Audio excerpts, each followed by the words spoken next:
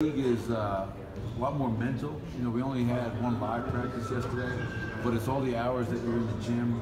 We're throwing a lot at these guys. For them to respond the way they did this morning, shows me that they're mentally tough. They can bounce back and fight through fatigue. And every NBA team goes through that, so we're no different. We have to be able to fight through fatigue right now and as the season goes along. Coach, that non-contact practice, the ability to learn and then be able to translate is so important in the way they go through and how they go about their business. I think so. Obviously, as you guys saw today, we did a lot of instruction, a lot of teaching, a lot of station work. Now the challenge is, can you take it from a 3-on-3 station into the 5-on-5 scrimmages tonight? And that's what practices are for, and then the following day we'll clean up all the things that we didn't transfer as well as we need to. But we're throwing a lot at them. I thought they comprehended it. It's not brand new for most of these guys, and now we'll see how well they're able to put all that into action tonight and how well they're able to do it. Coach, I know it's only day 2, but what do you see from Millsap when you're running the defensive drills? What do you see that makes him an all-NBA defensive player? You know, this is IQ, Chris. I mean, I think Paul, because of his years of experience, close to 90 playoff games, he's been around the block a few times. He has a feel for the game and an IQ for the game that a lot of guys don't have. On top of that, I think he has, because he's not a great athlete, he's not a guy that's flying all over the place, blocking shots and dunking on people. With that being said, he has an uncanny ability to make plays around the rim. His timing, his angles, his position as a defender allow him to be in the right place and to make blocks. We were in Atlanta for a week, and then he's been in the gym all month of September. Guys think they have layups, and Paul comes out of nowhere to make a play on the ball at the rim. So he has an uncanny ability for timing and being in the right place at the right time. We talked a couple days ago about Emmanuel and how he handled last season, kind of falling out of the rotation with maturity. Just what are maybe some examples of how he showed that to you, and then what has he shown you during training camp as he's battling for that spot? I think that the biggest example is, hold on a second. Hey, can you guys keep it down? The big example for me was when he was taken out of the rotation. You know, the greatest power we all have as human beings is the power to choose. So he could have chose to be upset, pissed off, immature, and stop working, or he could have said, I'm not going to feel sorry for myself and work hard. And that's exactly what he did. So after he was taken out of the rotation and we had chances to play, he went out there and played well for us because he wasn't feeling sorry for himself. I thought Emmanuel had a terrific practice today. His energy, his talk, he was really, really good today. And I thought he was one of the few guys last night that played with great energy as well. So right now, obviously, Jameer banged up his toe, didn't practice last night, didn't practice today. But both Jamal and Emmanuel are doing some really good things on the floor. But in regards to Emmanuel, I love the energy and pace which he's playing with right now, and I love how vocal he's being. You said you spent some time with him in Africa this summer, right? What was the highlight of that trip, or how did that maybe help your relationship? It was neat to see, because it wasn't just Emmanuel. It was Emmanuel, his 2 brothers, his mother.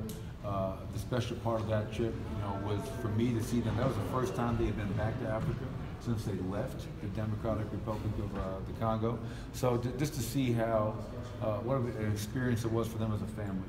And a lot of it was, instead of player coach, just kind of like my trip to Serbia with Nikola, just player coach during the season, but getting to be with these guys in a setting where it's just me and Emmanuel as people, getting to know each other, and having a chance to coach him in that game, and just being his biggest fan on that bench, and giving him confidence and telling him to play and be aggressive. But he's having a great camp so far. It's early, obviously, but I'm proud of him because this was a really big summer for him. You're going to your 3rd year in the NBA and you lost your spot in the rotation. What are you going to do with that? And obviously he's worked very hard this summer, and it shows. Does Jamal look any different to you this year than he did last year? Quicker or anything, just now he's over the injuries? I think so. It's funny because the injuries he had early in the games, I think he had a hard time getting loose. And those injuries probably prohibited him from being really effective laterally, that lateral quickness, the ability to guard. He had some amazing plays for a guy that had the injuries that he had, some of the dunks, some of the finishes he had. So nothing has stood out in 3 practices where I said, wow, he didn't do that last year, because I don't think anybody would have watched Jamal last season and said, oh, that guy's walking around with a limp or he's hurt. Nobody could even know that until it was kind of brought out in the media. But I know from talking to him, he feels more explosive. He feels like he's got more quickness, and obviously that will help him on both ends of the floor. Have you decided how you're going to deploy them in preseason? Like whether it's starting a guy one game and then another guy the next game? Has that been kind of determined yet? I mean, I've thought about it. Nothing has been determined or solidified in that regard. Obviously, we'll give all the guys chances to play, get minutes, and will kind of work its way out. Clearly, it's early, and obviously it takes a little while to get your sea legs under you, but Nikola dropping that weight, have you noticed any better conditioning from him? Yeah, I think it's funny. What's really been good is I ask all of our guys, how do you feel? How's the altitude? How's your conditioning? How's your wind? And Nikola, Paul, all these guys look like they're in good shape.